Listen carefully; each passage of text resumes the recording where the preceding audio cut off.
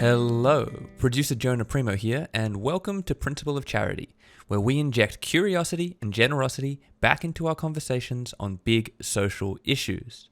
So this is part 2 of our conversation with Jane Campion, and if you missed part 1, I highly encourage you to go back to last week's episode and listen to Emil and Jane do a deep dive on creativity. In today's On the Couch episode, Lloyd pushes Jane with some tough questions and curveballs on the principle of charity itself. And these episodes always have a very different energy and spark some strange avenues of self-reflection. It's a great chat, and if you like it or learn something, please help us out by leaving a review. Enjoy.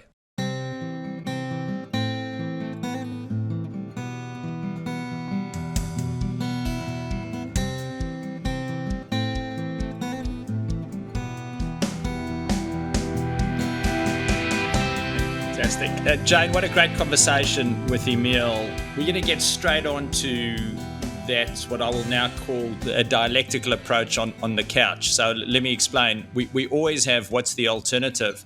Yeah. You and Emil chatted a lot about creativity, about imagination. Let me start off with the first question in the vein of the principle of charity, which is always to look at the alternative and understand it, but also to look at one's own limitation of particular views. How does creativity stop you from understanding others? It seems antithetical, but I'm going to try and play in this space. And this is probably what I would call bad creativity, is that it may stop you listening properly. It may stop you listening to exactly what's in front of you. Because you don't like it and you create an alternative fantasy. So you stay so much within your own world, and that world becomes so powerful, that creative world, that you can't get out of it. That could be a way of describing it. Yeah, I mean, I think sometimes I don't think I listen very well even to my own partner, and sometimes it's shocked. And when I hear them say something and I think, who are you, Yeah.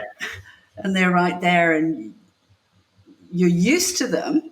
And that's an animal, used to them sharing the same basket or whatever, Mm-hmm. Two dogs lying together or whatever. But there's a sense of not knowing the mystery of their inner being. Thank you for that. I'm going to stay within the vein of the alternative. And, in conversation with Emil, you mentioned that alpha males are your enemy.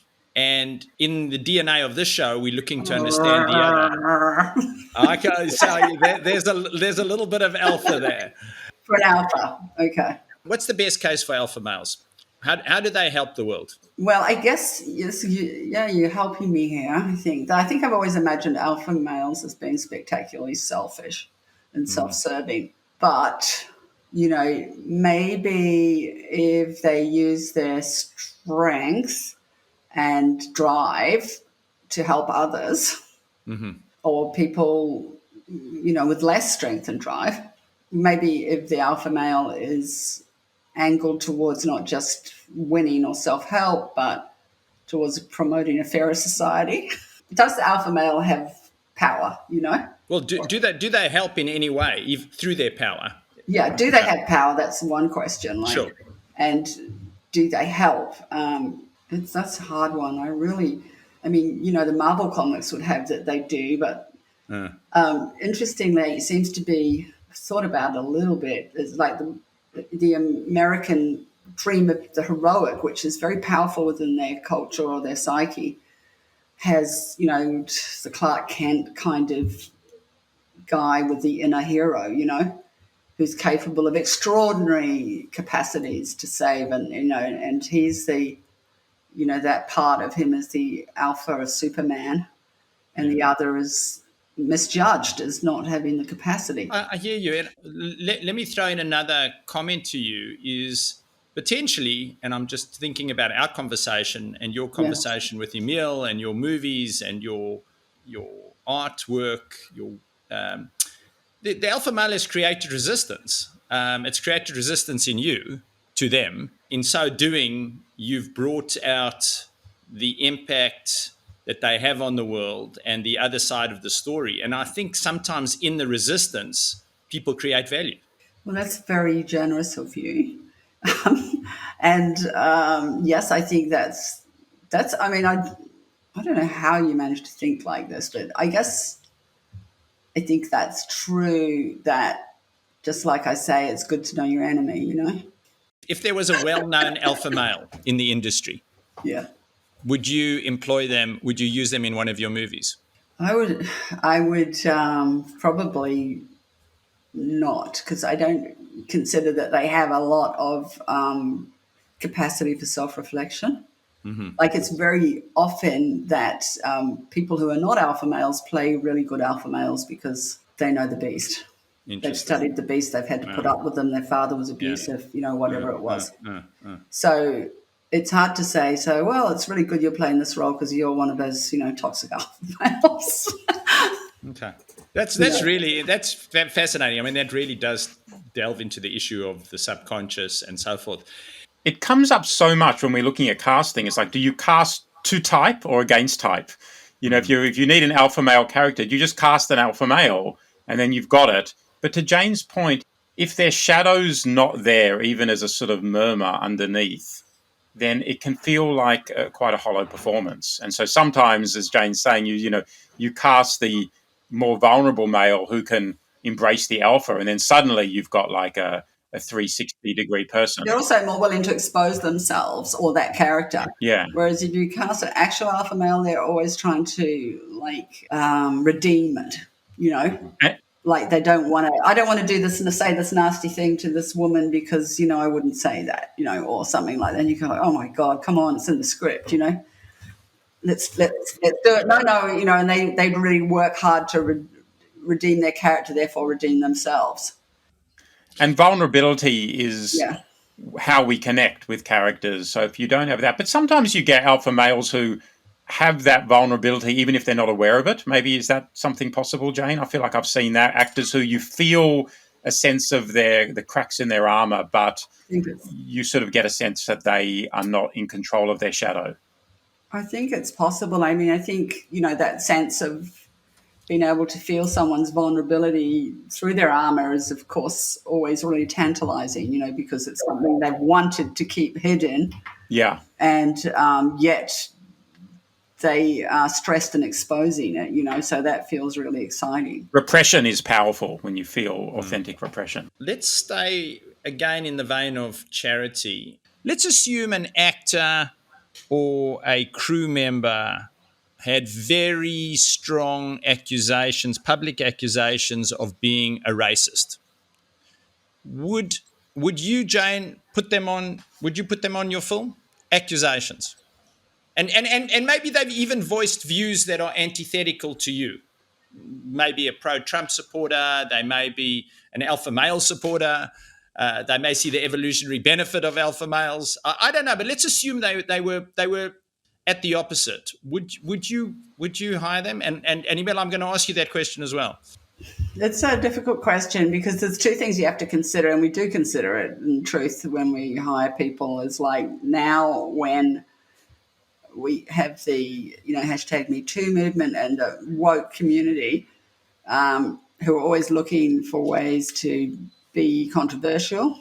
You would have to think twice about hiring someone that may bring negative. At a practical level, like you were referring earlier in your conversation with Emil, but you have to take into consideration. Well, I mean, if someone voted for Trump, I wouldn't care. I would still hire them. I don't feel that's my business. Or like if they have a religion that's different, like they're Scientologist, or people don't got their opinions about that. No, I think that's their own private business.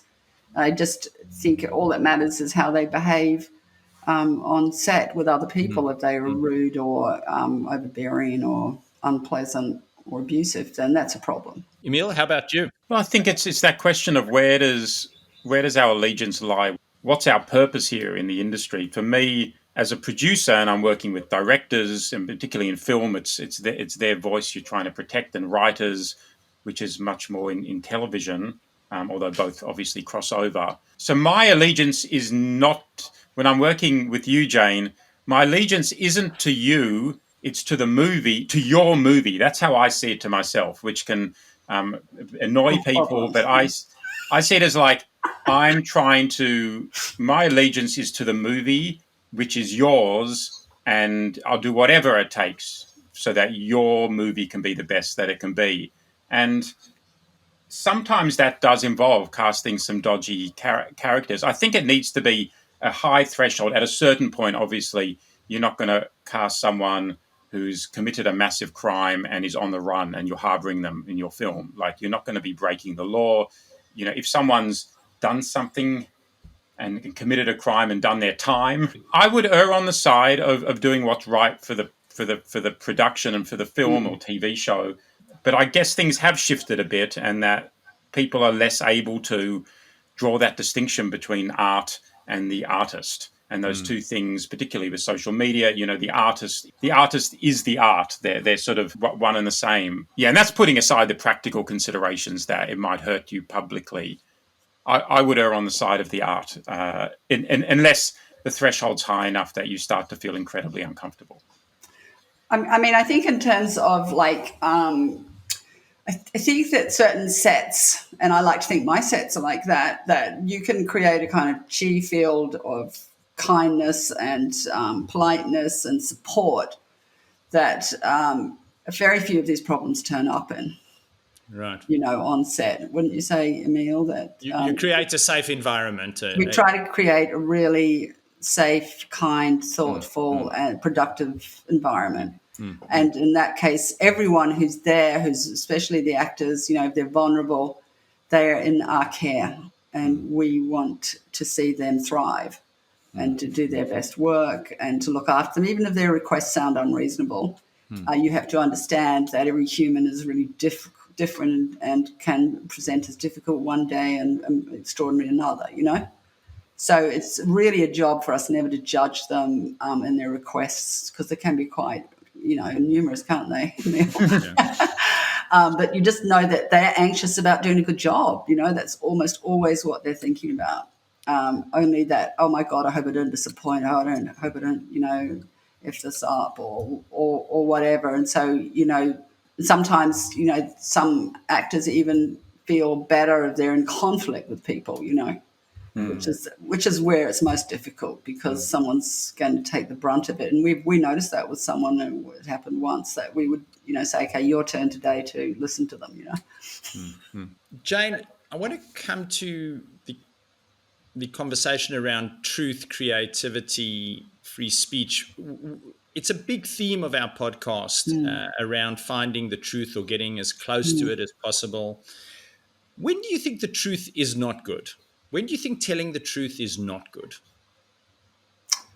When it's weaponized, I guess. You say, well, people say, well, it was the truth, you know, and it could have been said in front of a lot of other people in a way where the mission was not to help create peaceful solution, but actually to expose somebody.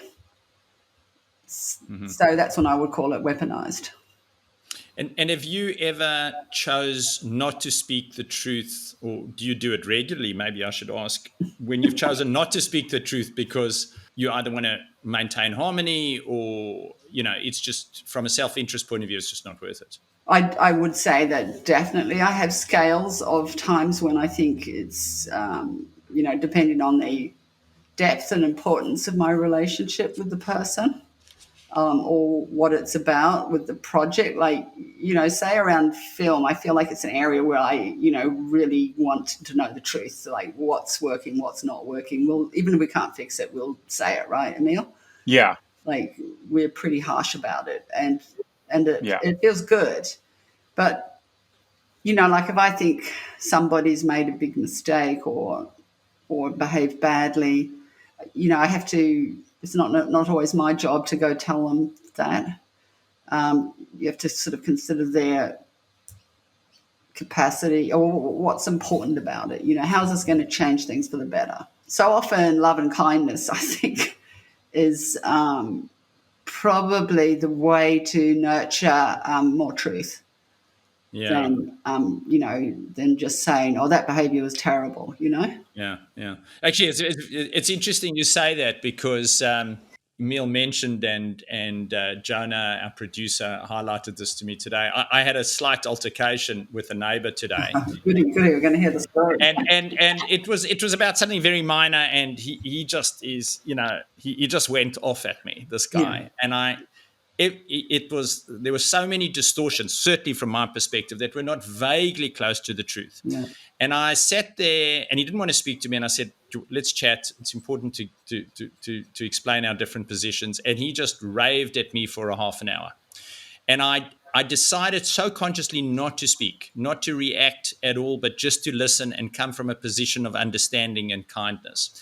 And he made terrible accusations that were just clearly untrue from my perspective anyway. But and I said, are you interested in my perspective? He said, no, I'm not. And I left it at that. And I tell you the problem I've just discovered with kindness in argument. And, as you said earlier, the principle of charity really shows up when you're in it. And I really had to be charitable to this fellow, is I am feeling so powerless. There's a part of me that just wants to react, wants some retribution. I didn't have my voice. And, it's just as clear to me that if the stakes were even bigger, how hard it is to be loving and kind in the face of massive provocation. I take my hat off to very religious people, whether they are Christians, Muslims, Jews, Buddhists, who are able just to really embrace the walking away and come from that. But I find it hell. Well, I'm not surprised you find it a little bit difficult. How do you find love and kindness in the face of provocation and resistance and irritation and what you deem to be unfair? Like, I think with the very closest family members, like, my daughter, it's like a practice I have to have, because if I don't, I think I might lose her, and that's something I can't handle, that is. So it's a very good provocation that, sometimes I don't feel she's fair to me, in arguments or discussions, but I know that my job right now is just to listen. And it's really difficult, but I'm so grateful for myself when I don't, say some stupid nonsense back, because it has made a difference, and I feel like she's dealing with a lifetime of me not listening very well, or me being the boss, me being in charge. And now if I don't accept this, change of power, really, we aren't going to have, good relationship. And I really can see that the relationship has improved immensely. And it's fun, Yeah, but it did take me to really accept that the person that I thought I was not experienced by her. Yeah. She had a lot more complaints. It sounds like she's done a lot of work, though. I think she has done a lot of work, and I'm so proud of her. But I find it really difficult not to, be right in some imaginary court, of my own making. It's like pathetic, but. Well, that's amazing that both of you are able to do that. I want to move on to the conversation around. But tell me this, Lloyd. Can I just ask a question? Yeah, go for it. Like, what are you going to do with that frustration, or was that the powerlessness? Sounds like something profitable. Yeah, something beautiful in a way as well. Yeah, it's a good question to me. Thank you. I actually feel quite proud of myself. It's not something I easily do. I am feeling powerless. I'm trying to be aware of my powerlessness and just keep on labeling it and see the importance of it. Everything else in my body wants to retaliate. My body is telling me to retaliate. I want to get on that email. But maybe it's pain underneath it, because that's usually what is always underneath it. Sadness, pain, Spot on. In this case, it's pain. And, of course, all anger stems from loss. And in this case, maybe it was a loss of status, a loss of, power, whatever it is. So I need to sit with it, and I'm going to do my best not to react, but there's no guarantees. There's no guarantees. I don't know if I'm stronger than my mind or my mind is stronger than me. We'll know in a few days. Well, neighbours are great provocateurs too. Like, Yeah. I try not to have any relationship with neighbours. Yeah. Well. Yeah. And or just like, hello, hi, how are you? Yeah. Yeah. This was a good one. Jane, could I say though, Lloyd, that Jane's point about the powerlessness is beautiful. It's a very that's an artist's way of seeing the world, because it's like there are ways to redeem these feelings that are difficult feelings, and it's to create something. It's like finding the beautiful in the ugly. You go out on a location recce with an incredible director, and they get so excited about a really dirty, disgusting alleyway because they find the beauty in it, and it's like you're one step removed. There's an artistic sort of redemption there in your powerlessness. Yes. Well, there's actually a deeper question that's even more disturbing, is why I even feel a sense of powerlessness, which we won't get into today. But that's more disturbing. Jane, I want to come to the question of culture wars. It was touched on with Emile in your conversation around why you also enjoyed the principle of charity. Let me say what I mean by culture wars. I mean the sort of polarization and conflict between social groups and the struggle for dominance over certain values and practices, whether they're transgender rights, abortion. How do you see Jane Campion's role in the culture wars? I'm not, to be honest, I'm just not interested in it. Why not? Because I want to do other things, like, what I see as my role in the world is like to give back. And right now, like I'm started this film school in New Zealand. It's a free film school. And, I'm working for free, or though costs, I have to admit. And the students have been paid to come. So it's, it's like an experiment going back to, I guess, the Enlightenment days of Gough Whitlam, when education was free. Anyway, we're in the middle of it, and sometimes we have to pinch ourselves and we go like, I can't believe this. This is just too good, We get these great speakers to come in, and the kids are going off, and I mean, they're not really kids, but the participants are going off and they're making things, and they've learned how to use cameras, complicated cameras, and, do their own sound, and they're filming. Everyone's doing their own filming, and they're making this, everyone, all 10 of them made something beautiful, So I feel like I don't know how to manage these discussions. I don't think they're meant to be managed. I think they are noise, I mean, there's pain underneath it. Yes, I think that, but I don't see anything, that's going to be resolved through it.